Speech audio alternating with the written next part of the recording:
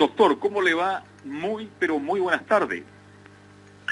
Hola, Carlos Alberto, ¿cómo está usted? Muy bien, ¿y usted cómo ha estado la semana? Bien, pues ha sido una semana compleja. Estábamos siguiendo el caso de Hernán Calderón, hijo.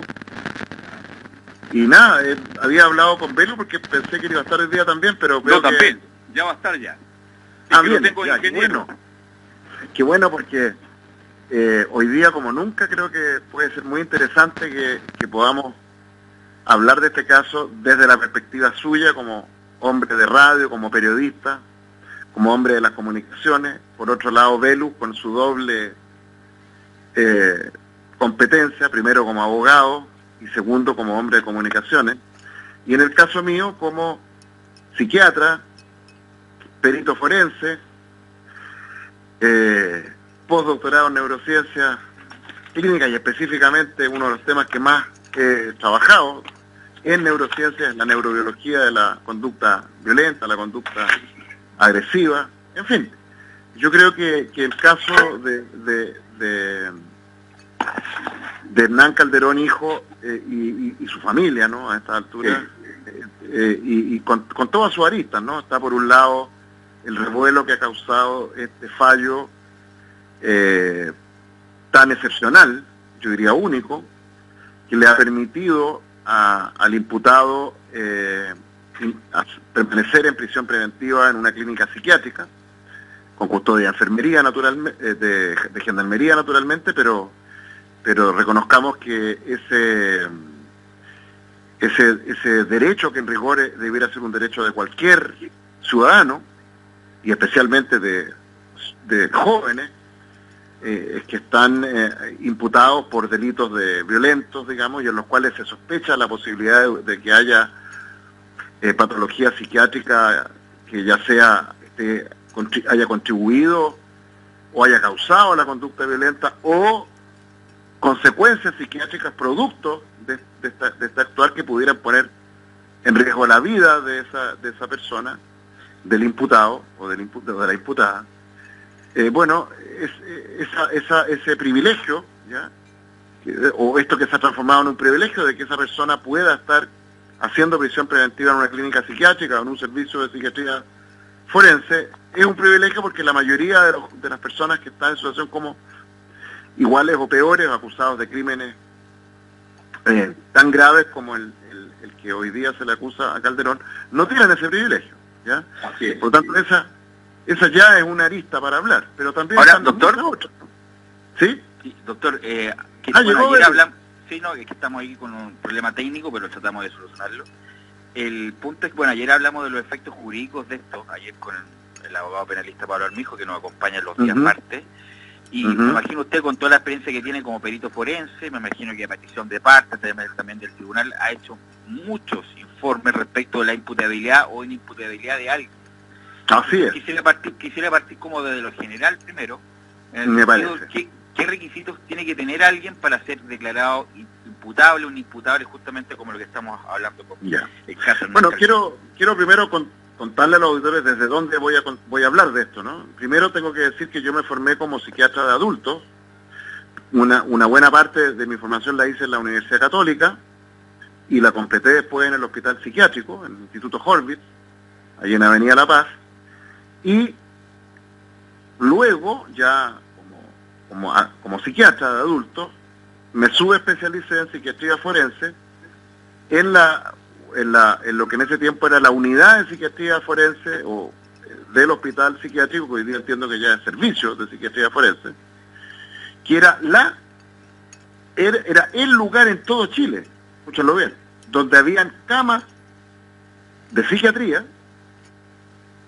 disponibles para recibir a enfermos mentales que habían sido declarados inimputables en un proceso penal por crímenes que iban desde asesinatos.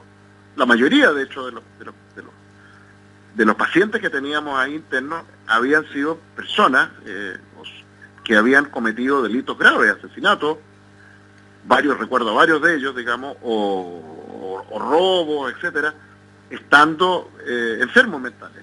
la mayoría eran pacientes esquizofrénicos, había algunos con cuadros psicóticos maníaco-depresivos, habían otros que tenían cuadros de retardo mental de distinta gravedad, asociados con epilepsia, algunos de ellos, etcétera.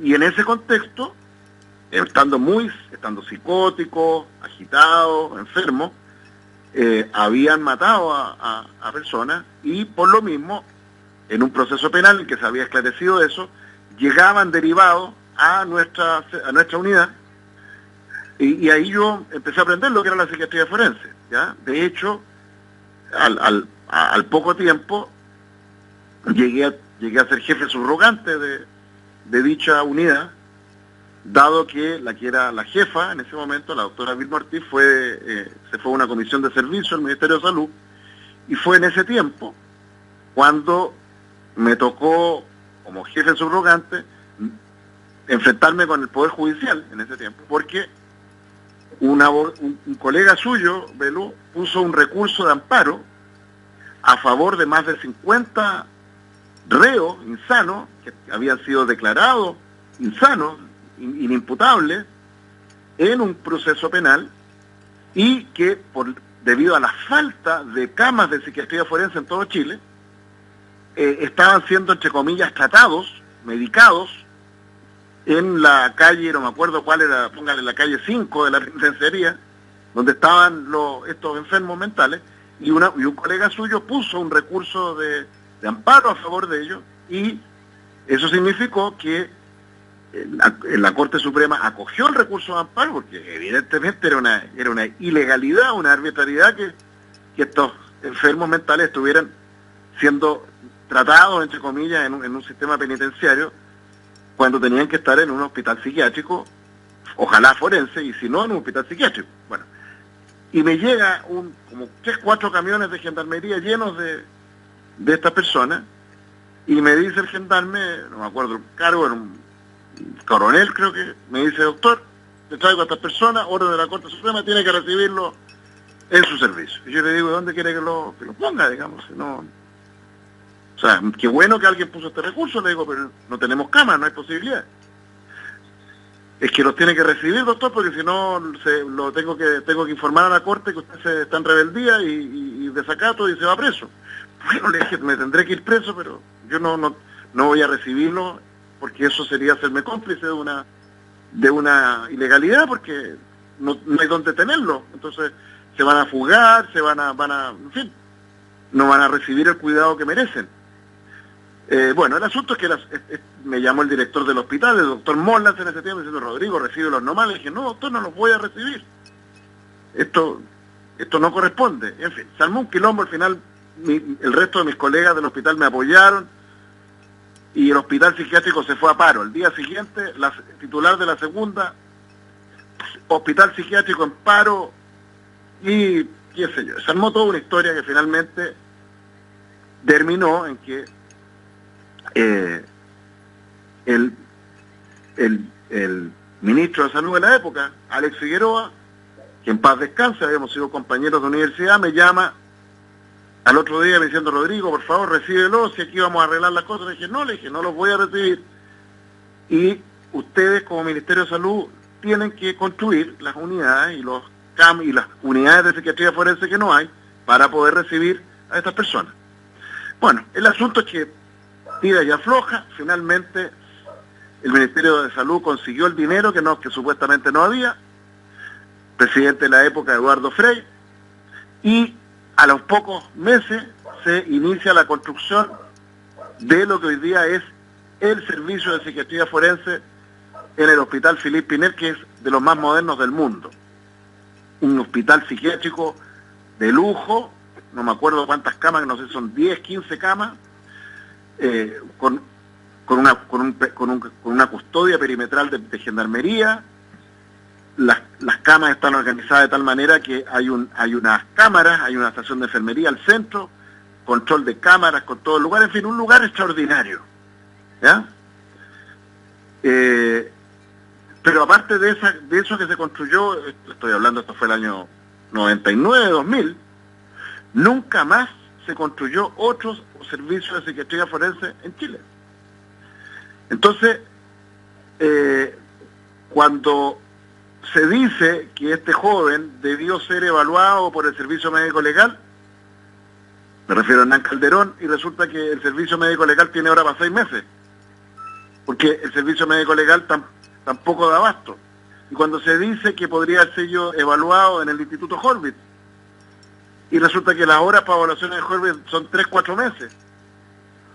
Entonces, claramente, estamos en presencia de un área del sistema penal, del sistema judicial, donde no hay ninguna inversión, pero de nada, digamos, y donde la miseria ya es espantosa, y ese es el primer gran problema. Entonces, yendo a su pregunta inicial, Velo, bueno, como psiquiatra forense, ¿qué es lo que evaluamos los psiquiatras forenses? Y yo aclaro además que después de eso, yo trabajé por años como perito forense de la Defensoría Penal Pública, como perito forense del Ministerio Público, de la Fiscalía de Chile,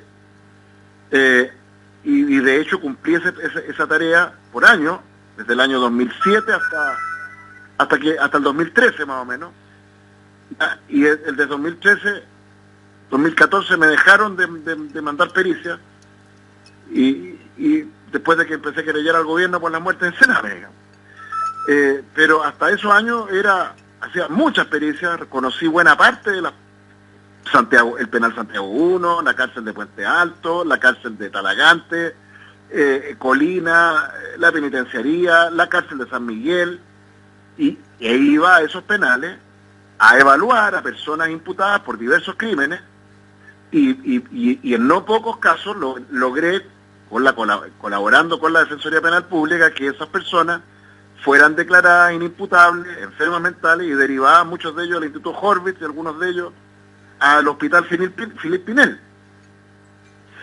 Pero también muchas veces me enfrenté con personas que no estaban psicóticas, esquizofrénicas, pero sí eran muy enfermos, pero que no hubo manera de que los jueces entendieran, ¿ya?, que para ser declarado inimputable o con una imputabilidad disminuida, no basta, por decirlo así, ser loco o demente, como dice la legislación, sino que también hay una serie de otras patologías neuropsiquiátricas que no constituyen locura o demencia, pero que hacen a la persona igualmente inimputable e igualmente incapaz de regular su conducta. ¿Ya? Hoy día, por ejemplo, un psicólogo forense, Mauricio Valdivia, que entre paréntesis yo lo conocí cuando yo estaba en el Horvitz, él llegó como becado, digamos, a ser parte de su formación ahí. ¿Ya? Así que lo conozco bien. En ese tiempo él era mayor de Carabineros, si no me equivoco. Ahora ya es civil, digamos, ¿ya? Bueno, y lo entrevistaban creo que en el panel de Buenos Días a Todos a Valdivia. Y él dijo una cosa que era muy contradictoria, ¿eh? Él decía, bueno, este joven claramente no es psicótico, obvio. Por otro lado, este joven claramente no está sano, digamos. Tiene problemas, tiene un trastorno de personalidad limítrofe, dijo él. Y claramente tiene un descontrol de impulso. Y acto seguido dijo que era imputable. ¿Ya? Entonces, a ver, ¿cómo es la cosa? Y ahí, desgraciadamente, la formación que recibió Mauricio Valdivia fue de la psiquiatría del siglo XX, porque no la del siglo XXI. Y estamos en el siglo XXI. El siglo XXI es el siglo de las neurociencias.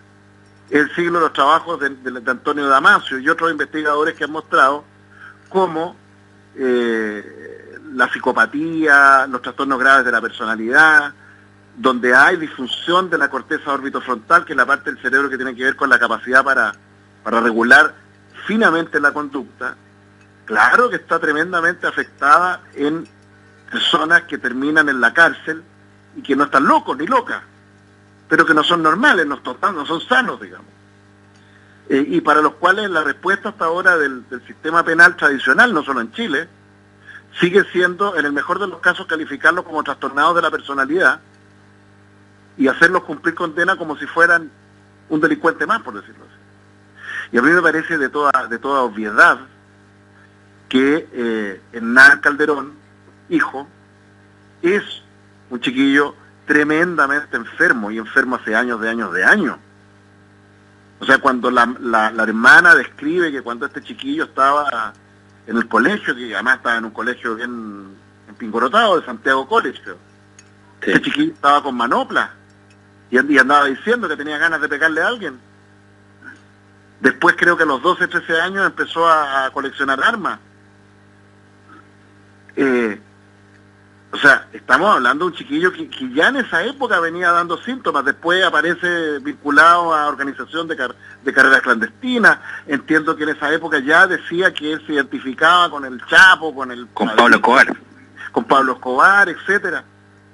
O sea, si eso es un chiquillo normal y sano, por favor, definamos entonces lo que es la normalidad. Pues. Ahora, doctor, con lo que usted agrega, siempre es muy subjetivo la crianza, en el sentido de la crianza, como usted dice, la formación, cada padre definirá cómo cría a su hijo, pero justamente con lo que usted indica, además de conocimiento público, no estamos revelando nada. Así es. Nada privado. Así es. El muchacho Bernal Calderón Argandoña, no sé, para los 18 años le regalaron un Camaro, un auto de alta gama, a los 19 tenía un departamento propio, independiente, que a las papás le ha ido muy bien económicamente, pero eso como que no ayuda mucho para justamente enfrentar el verdadero problema, y tratan de cubrir ciertas necesidades con aspectos materiales, como lo indicó hoy día la mamá en un programa de televisión. A ver, usted tiene toda la razón en que hay cosas bien curiosas de la crianza, bien discutibles, ¿ya? O sea, pero yo quiero ir antes que eso, ¿ya? Quiero que hablemos de la crianza, ¿eh? Y quiero que hablemos si hoy día es bueno o no regalarle un Camaro a un cabro de 18 años y un departamento a los 19.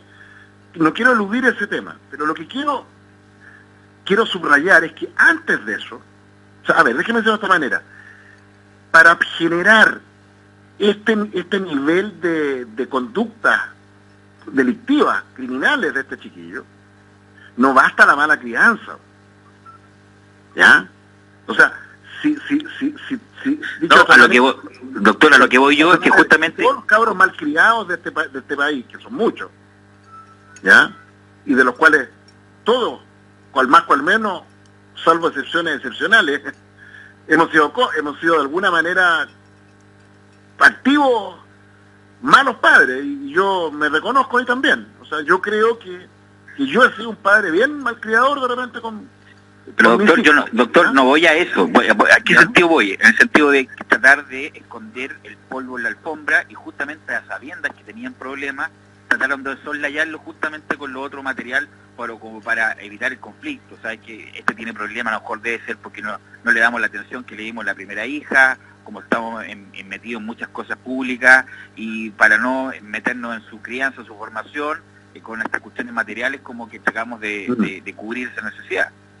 Ya, mire, yo creo que algo de eso hay, ¿ya? Sin duda, ¿ya? Y de hecho, ayer en el programa que tenemos con Álvaro Sangüesa, en Facebook Live, hablábamos un poco de eso, digamos, ¿ya? De cómo muchas veces los chiquillos con este tipo de conductas disruptivas, transgresoras, ¿ya? Chiquillos que tienen conflictos graves con la autoridad, que tienen problemas en su autorregulación emocional, algunos de ellos incluso que tienen derechamente rasgos psicopáticos, o sea, que son desalmados, fríos, carentes de capacidad de empatía, etcétera, por razones biológicas, de hecho. Bueno, muchas veces uno se encuentra como tratante, o como intento de tratante, porque el gran problema que tenemos los psiquiatras, los psicólogos, los profesionales de salud mental, que intentamos lidiar con estos chiquillos cuando llegan a la consulta. La mayoría no llega, ¿ya? Pero cuando llegan a la consulta, muchas veces el gran obstáculo, y a veces insalvable, son los padres. Porque muchas veces los padres niegan estas conductas, las minimizan o derechamente las avalan. Mire, le voy a contar una anécdota. Hoy,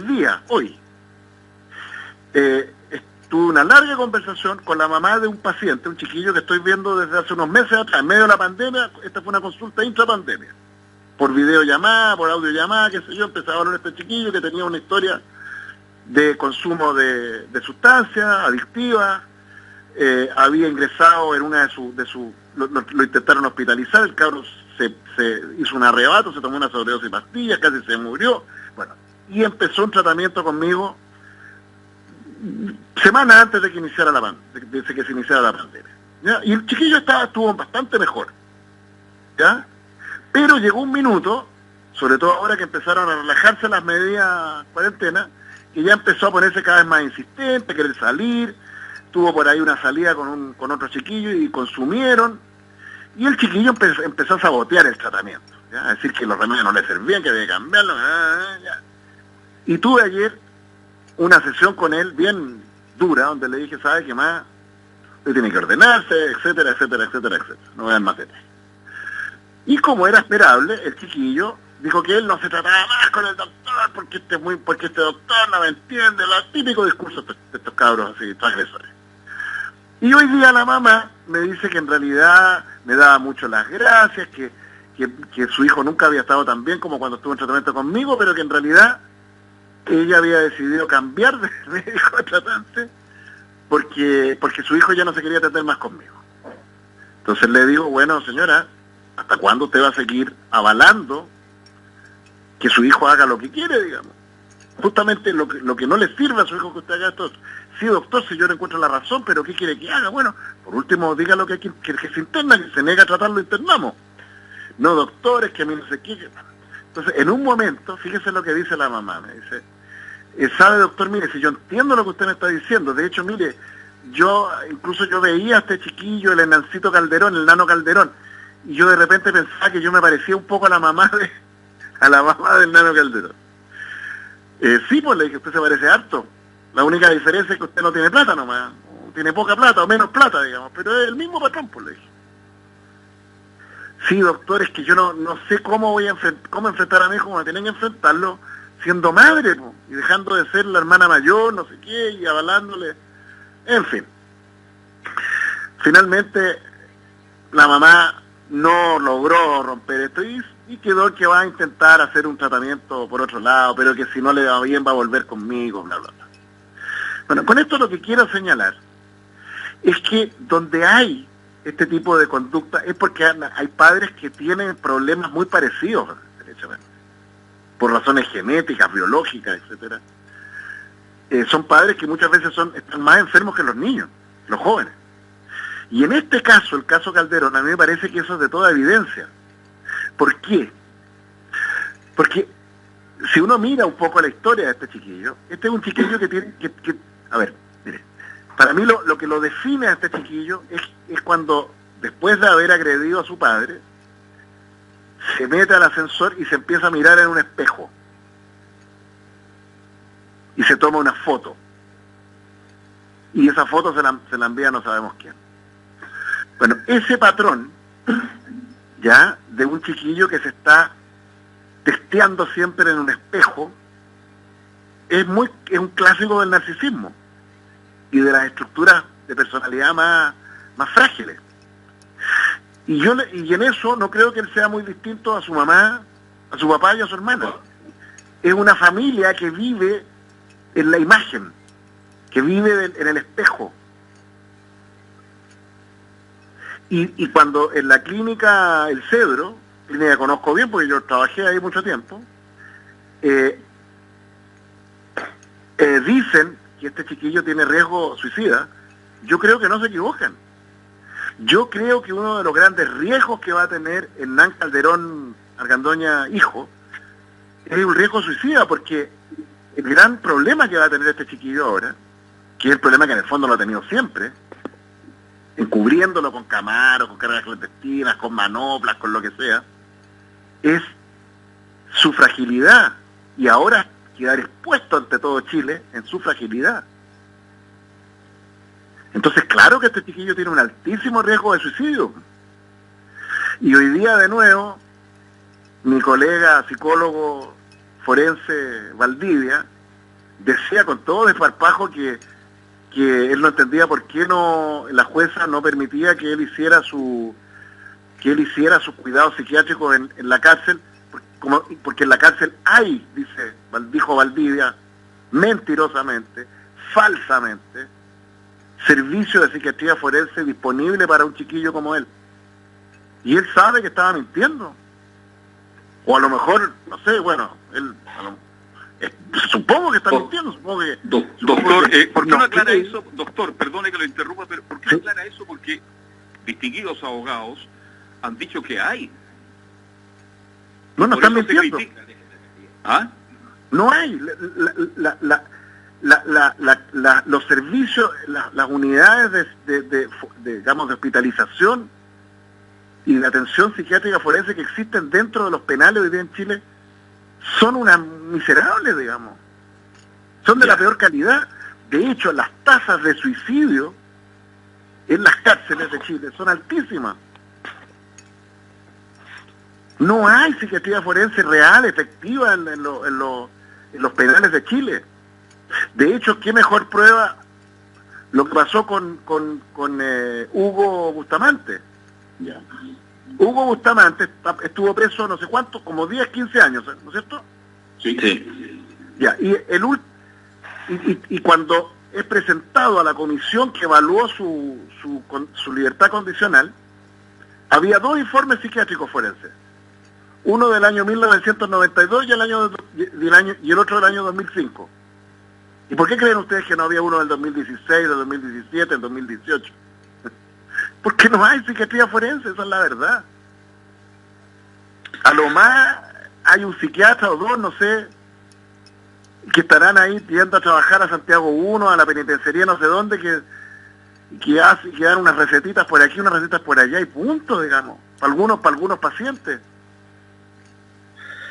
Doctor, Pero ¿usted cree que hay unidades con camas psiquiátricas forenses, enfermería forense, equipos donde estén los pacientes psiquiátricos que están con problemas, digamos, que están imputados, que están... Doctor, la pregunta, ¿No? la pregunta es si Juan Pérez, siempre se ponemos a Juan Pérez de ejemplo, pero si Juan Pérez hubiera tenido el mismo problema de andar Canderol, ¿hubiera ido a Los Cedros a tratar de rehabilitarse? Por eso. En absoluto. Pero antes que me conteste, doctor, vamos a ir a la pausa, lo dejamos enganchado y también a nuestro auditorio y volvemos con el fútbol y algo más, César Navarrete. Uh-huh.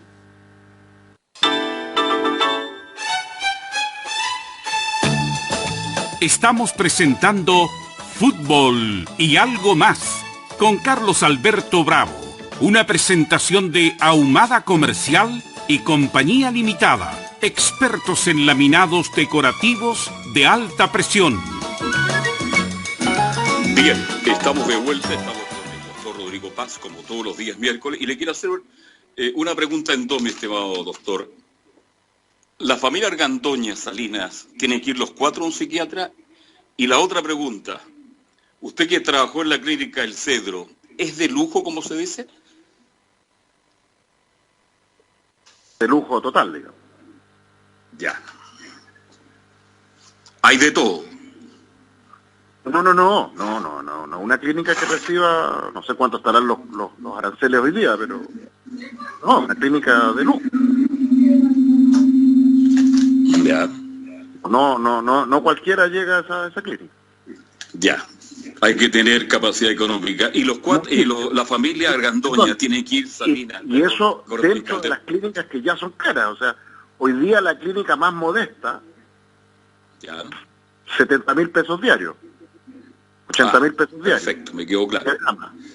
Y hoy día me imagino que el CEDO debe estar fácil, dependiendo de la suite o qué sé yo, fácil, 300.000, 400.000, 500.000 pesos diarios.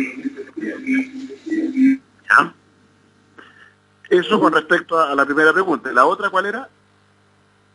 De si la familia... Ahora sí, es que ahora, mire, hemos tenido algún problema y ahora lo estamos solucionando y ahora sí que lo estoy escuchando. Y la otra pregunta, la familia, papá, mamá y los 2 hijos deben ir todo al psiquiatra. A ver, no sé si necesariamente al psiquiatra, ya, pero claramente aquí es una familia que debiera recibir una ayuda en varios niveles, digamos, ya, con terapeutas, con psicólogos, terapeutas familiares, evaluación psiquiátrica, en la medida que quieran, porque yo le puedo asegurar que por lo que yo alcanzo a entrever de los 3, por lo menos de mamá, papá hermanas, dudo que vayan a tener el menor interés en tratarse. Doctor, doctor, lo que quedó pendiente en la pregunta anterior, en el bloque anterior, era ¿qué niveles usted tiene que tomar en cuenta de emocionalidad, problemas conductuales para declarar a alguien inimputable? Por ejemplo, en este caso de Calderón, ¿qué tendría que usted evaluar para hacer un informe y adjuntarlo a la Fiscalía, para que lo adjunte al Tribunal para que sea declarado inimputable, doctor? Bueno, lo primero es que como todo en la vida, y especialmente las cosas que tienen que ver con la biología y la medicina, ¿ya? Las cosas no son blanco-negro, sí o no. ¿Ya? Voy a poner un ejemplo. La hipertensión arterial. Claro, hay un rango que define, ¿no? Hipertensión arterial se define por convención, digamos. Sobre ciertos límites que se asocia a mayor riesgo de mortalidad y se define a un grupo de la población como hipertenso. Pero la verdad es que la presión arterial tiene un gradiente, ¿ya? Y hay grados de hipertensión arterial. Hay hipertensiones arteriales leves, moderadas y grave y gravísima. Hay diabetes o hiperglicemia crónica, ¿no es cierto?, que son leve, moderada, gravísima, incluso hoy día hay muchos que hablan de prediabetes, etcétera. Bueno, y con la imputabilidad pasa algo parecido. ¿Qué es lo que es la imputabilidad? ¿Ya? Para que los auditores entiendan. La imputabilidad es el grado en el cual una conducta criminal o conflictiva con la justicia le puede ser imputada a la responsabilidad del acusado. ¿Ya? Y para responder a esa pregunta, el sistema penal, con la colaboración de psicólogos, psiquiatras forenses, debe entonces evaluar en qué grado esa persona que cometió un delito, o varios delitos a veces, actúa o actuó, ¿no es cierto?, en plena conciencia, no solo racional, no solo en el conocimiento, por decirlo así, abstracto, sino que también emocional. ¿Ya? Que una de las cosas que hasta el día de hoy buena parte de los psicólogos forenses, incluyendo mi colega Valdivia, parecen no entender. ¿Ya? Y se ha instalado la idea de que la evaluación de nuestras acciones basta con ser inteligente y tener un juicio cognitivo inteligente, por decirlo así, de las cosas. Pero se les olvida que las decisiones no solo dependen de la razón, digámoslo así, cognitiva, de juicio lógico, sino que también de la capacidad emocional para sentir las consecuencias potenciales, sentir miedo, sentir vergüenza. Bueno, ¿qué es el problema de los psicópatas? Los psicópatas no tienen un pelo leso, al contrario, son brillantes muchos de ellos. Pero tienen la parte del cerebro que tiene que ver con la regulación emocional y con las emociones que no les funciona nomás. Y no les funciona, no es que sean desvergonzados, no es que sean poco empáticos, es que no tienen cerebro para sentir vergüenza, culpa, empatía, remordimiento, etcétera. Y claro que esa persona es un discapacitado. O lo que llaman mis colegas los pacientes borderline, limítrofes, ¿ya? Que tomados por una emoción o una cognición, ¿no es cierto? Y no son lesos, no son tontos, pero tienen un problema en los circuitos del cerebro que regulan las respuestas emocionales. Entonces resulta que si cualquiera de nosotros se enoja, se pica, ¿ya? Porque alguien nos está joteando, entre comillas, a nuestra pareja, y más aún si el que hace eso es un familiar, mi hermano, mi papá, qué sé yo, bueno, yo me imagino que usted, Belu, usted, Carlos Alberto, César Navarrete en los controles y el que habla, claro que nos daría mucha rabia, ¿no es cierto? Nos enojamos, qué sé yo, pero resulta que hay personas que tienen problemas biológicos cerebrales que ese enojo no es enojo, es una ira que los nubla, que los crepusculariza y que puede llevarlos a actuar de una manera completamente irracional. Ahora, doctor, con los hechos que se inscribieron en el acto delictivo de Hernán Calderón Argandoña, está siempre el límite de quiso asustarlo, independiente que haya empleado los medios como para herirlo, incluso para matarlo. ¿Pero usted cree que tuvo la intención de matarlo? Bueno, hay una postura que se dice que no, que solamente era para asustarlo, para premiarlo justamente por lo que usted indica, pero que no tuvo la intención última de matarlo. Obvio que no. A ver, mire, yo le decía una cosa. Yo creo que el abogado padre de este hombre haya acusado a su hijo de parricidio frustrado es una muestra de lo desregulado que es el papá, ¿no? Porque yo creo que eso no resiste análisis. Si es evidente que este chiquillo no quería matarlo. Si lo hubiera querido matar, lo mata, ¿no? Si independiente que no lo quiso haber matado, pero como usted lo que indica, con el perfil que está indicando de Calderón, lo pudo haber hecho si es que hubiera, querido, sí, lo pudo haber hecho. Si hubiera querido, lo hace. Este es un cabro que mírenlo, si es un cabro que cultiva su cuerpo, que desde chico está fantaseando. Entonces este cabro yo no me lo quisiera encontrar en la calle en ninguna parte, un cabro fortachón, digamos. Y por otro lado, el papá es un hombre ya mayor, un viejo ya, pues. 67 años contra 23. ¿Cómo? 67 años contra 23. Pero claro, pues. Claro. O sea, evidentemente que este chiquillo no quería matarlo. Lo que sí le quería dar es un escarmiento. Ahora, las razones veremos después cuáles son, digamos. Pero yo me imagino que Calderón padre no debe ser ninguna blanca paloma, debe ser un tipo bien patológico.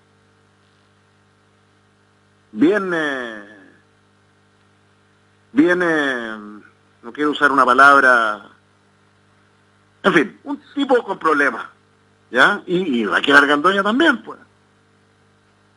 Sí. A ver, ahora, doctor, déjeme decirlo de esta manera, si usted tuviera un hijo, ustedes tienen un hijo, un sobrino, un nieto, que a los 12, 13 años anda diciendo que le gustaría ser como el Chapo, como el...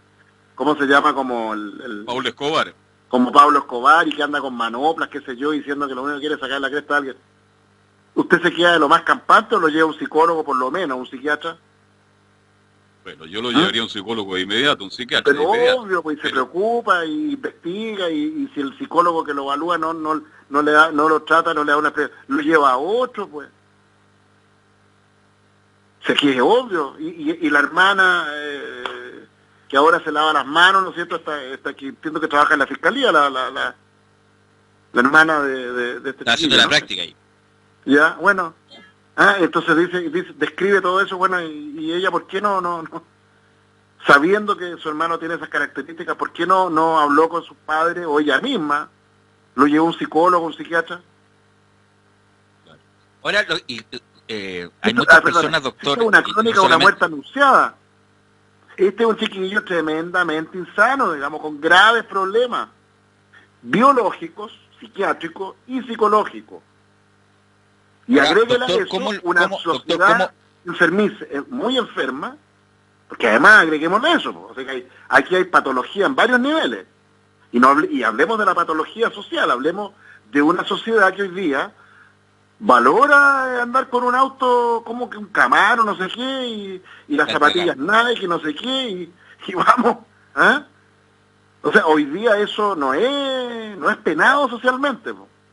Como dicen las redes sociales, el que puede. ¿Eh? Doctor, lo que le quiero preguntar ahora, ¿sí? En el sentido de que, bueno, según lo que se indicó, va a estar 7 días en esa clínica, que de lujo me indica usted, y que van a evacuar un informe respecto si está habilitado o no para cumplirlo en una cárcel común y corriente en Santiago 1. O sea, viendo los antecedentes desde afuera, ¿usted cree que está capacitado para estar en un recinto penal este muchacho? Para nada. Para nada. Yo creo que este crío tiene un alto riesgo de suicidio. Altísimo. Y yo espero que el colega que lo está viendo haga todo lo que pueda para evitar que cumpla pena dentro de la cárcel. O sea, este chiquillo tiene que estar interno en un sistema psiquiátrico forense. Él es un peligro para sí mismo y para otros. Yo no lo quiero libre. pero tampoco lo quiero en una cárcel, menos en las cárceles que tenemos hoy día en Chile.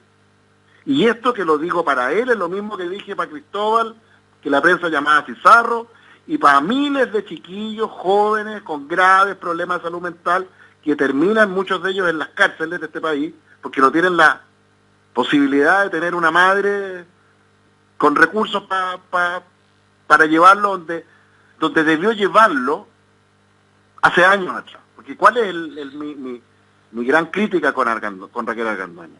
Es que ella hace ahora lo que debió haber hecho cuando su hijo tenía 12, 13 años. Doctor, y no tengo la menor duda que lo hace ahora, no porque ella tenga plena conciencia de la gravedad del problema psiquiátrico de su hijo. Eso lo hace Raquel Argandoña porque ella es una mujer muy transgresora también. Ella es muy transgresora. Sí, lo que yo le quería indicar también es que, bueno, hay muchos casos, Hernán Calderón Argandoña, repartidos por todo Chile, que tienen estos mismos elementos, estas mismas patologías, entre comillas, y por miedo a su reacción. ¿Cuántas madres, vamos al doctor, vamos al psiquiatra, no, porque ejercen violencia, le tienen miedo justamente a la víctima? ¿Cómo le indicamos a la gente que nos está escuchando para poder llevarlo, para tratar de darle una mano? Porque, bueno, tienen una postura violenta en general. Es primero tratar de convencerlo por la buena. ¿Ya? Y si el chiquillo, la chiquilla le dice que no, que está bien, que lo habla, entonces esa mamá, ese papá, esa hermana, ese tío, ese abuelo, que busque un psiquiatra que esté dispuesto a dar la pelea, porque hay muchos psiquiatras, y colegas míos, muchos, que se lavan las manos también. No, es que él no quiere venir, no, entonces bueno, no puedo hacer nada. No, pues. Hoy día los psiquiatras podemos hacer, por ejemplo, decretar órdenes de internación forzada. Hoy día yo puedo, teniendo los antecedentes bien acopiados de la familia, y uno pide de varios familiares, etcétera, iniciar un trámite en la Secretaría Regional Ministerial, aquí en Santiago, Estambul, para iniciar un procedimiento de internación forzada. Pero no y una es, vez no que es se rápido, decreta la internación sí, forzada, uno llama a una ambulancia, agarraron al chiquillo, a la chiquilla, lo metieron contra su voluntad en una clínica psiquiátrica privada, si hay dinero, o en un hospital público si no lo hay. Pero eso no es rápido, doctor, ¿o sí? No, es muy rápido. Sí, eso dura se puede hacer en 3 días. Ahora, incluso más, doctor, uno puede hospitalizar primero a la persona y en paralelo iniciar el trámite. Y de hecho, hoy día en la legislación chilena es posible que una persona ingrese a una clínica psiquiátrica contra su voluntad y la familia tiene 3-4 días para hacer la presentación solicitando la internación forzada en el Ministerio de Salud. Bueno, mucha gente está familiarizado con los fármacos. En Internet, bueno, ustedes saben lo increíble cómo se trafica fármacos de todo tipo. Además, como que la gente conoce, ¿qué tipo de tratamiento farmacológico necesitaría Hernán Calderón? ¿Litio? ¿Depresivo? O sea, mire, para fármacos para permitir que un chiquillo o una chiquilla, o un adulto o un niño que tiene problemas de desregulación emocional recupere su capacidad cerebral para regularse, son decenas. Y son decenas porque cada paciente es distinto.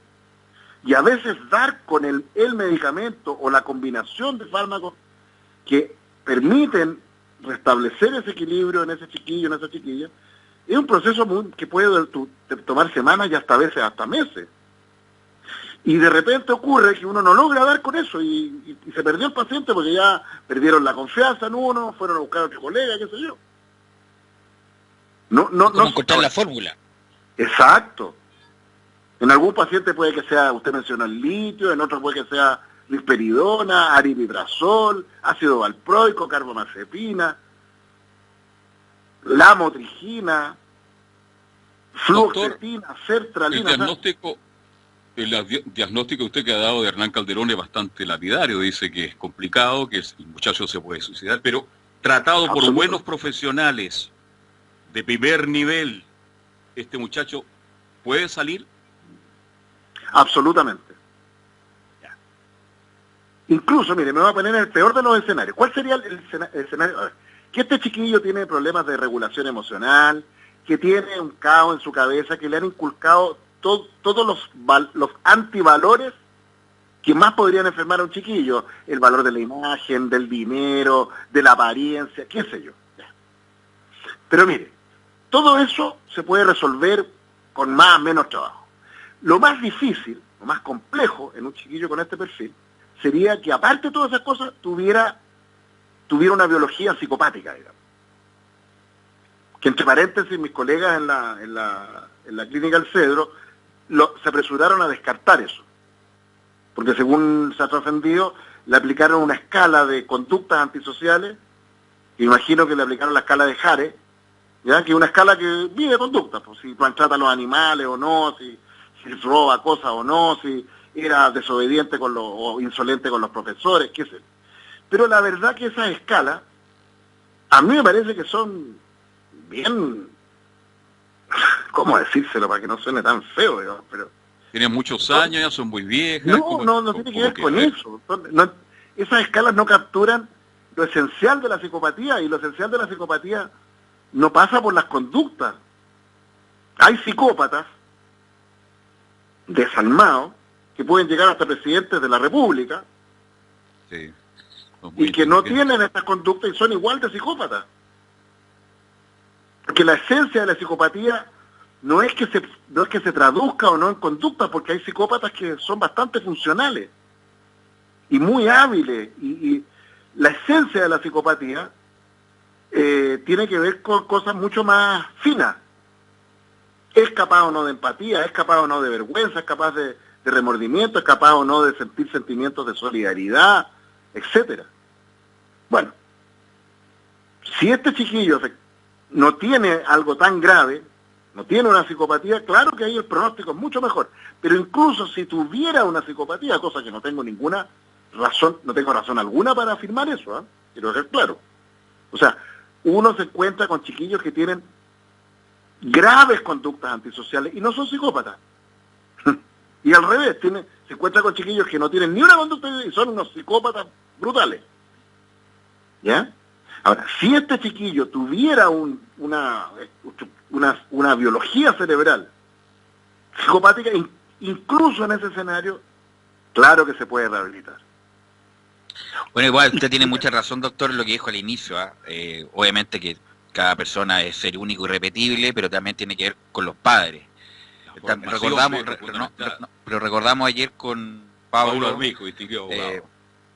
Recordamos ayer justamente los hechos escandalosos, Independiente, a lo mejor no tiene nada que ver, pero hay una historia cronológica de su actuar, de Hernán Calderón con algunas parejas, con fotos prohibidas que salieron a la luz, el problema que tuvo con Raquel Argandoña respecto a la notición, cuando se metió en política, y muchas cosas más que son bien superficiales, que es feo también conversarlo acá. El padre, obviamente, me imagino que tiene problemas, la madre y toda la familia, que no, obviamente que no es fruto particular el muchacho, sino es fruto justamente del entorno, doctor. Sin duda, por eso es que yo creo que, y en esto no tampoco, a ver, yo quiero tener cuidado en una cosa importante. Mire, todos, Hernán Calderón, usted, yo, todos tenemos determinaciones biológicas, genéticas. Usted no elige, nadie elige el temperamento que tiene. ¿Ya? Algunos nacen con un temperamento mucho más introvertido, tímido, hipersensible. Otros nacen con un temperamento mucho más extrovertido, energético, impulsivo. En fin, nadie elige ese temperamento. Nadie elige dentro de esos temperamentos tener genes que lo predispongan a la violencia o a la desregulación emocional o a ser derechamente, a tener cuadros depresivos, a tener síntomas obsesivos. Nadie. Todo eso es pura biología, digamos. ¿ya? Y justamente la pega de los psiquiatras es trabajar con esos elementos biológicos, que muchos tienen que ver con genética, otros con daños o adaptaciones cerebrales producto de estrés pre y postnatal, en fin, exposición perinatal a sustancias neurotóxicas, en una playa de factores que pueden hacer que un cerebro esté predispuesto a funcionar de determinada manera, y lo que hacemos los psiquiatras es buscar intervenciones farmacológicas y psicoterapéuticas, porque la psicoterapia también modifica la biología, ojo, ¿ya? La terapia ocupacional también modifica la biología. No solo modificamos la biología cerebral con fármacos, también con cambios de conducta, con psicoterapia, etcétera. Bueno, pero todos tenemos esas determinaciones, cual más, cual menos. Todos tenemos determinaciones psicológicas. Nadie eligió tener al mamá, al papá, a la familia, a los abuelos que tocó. Y a algunos les toca un papá maltratador, una mamá negligente y mil cosas más que uno no elige y que claro que pueden ser muy determinantes. Y agréguele a eso la cultura. O sea, estamos pero finalmente, y en esto quiero ser súper claro, si no estamos locos de mente, ¿no es cierto?, que sería la figura del psicótico, esquizofrénico, del demente con Alzheimer, qué sé yo, que claro, esa persona ya no tiene ninguna posibilidad o tiene muy pocas de espacio para ser libre. Ahora, incluso en los psicóticos esquizofrénicos hay una cierta libertad, ojo, pero muy mínima. Pero la mayoría de las otras personas siempre tenemos algún grado de libertad. ¿Ya? Algún grado. Yo creo eso, por lo menos. ¿Ya? Algunos dicen que la libertad es una ilusión. Yo creo que no es una ilusión. Estamos en la hora. Ya. Doctor, sí, estamos ahora, doctor. Estuvo pero muy interesante. No me cabe duda que lo hayan disfrutado la gente que nos está escuchando. Lo más probable es que repitamos el tema, la verdad, porque da para mucho. Así que, como siempre, le agradecemos esta hora del programa, doctor. Sí, no, terminar diciendo nomás que el trabajo de los psicólogos y psiquiatras y profesionales de salud mental es facilitar que aparezca la libertad y que ese ser humano libre, que somos cada uno, logre caminar hacia su desarrollo pleno, dentro de sus limitaciones. Un gran abrazo. Por su seguridad, entonces, que siga en una clínica privada, dijo usted, doctor, fue claro en ese aspecto, ¿no? Así nomás es. Desgraciadamente no hay otra alternativa hoy día real. Esa es la triste verdad.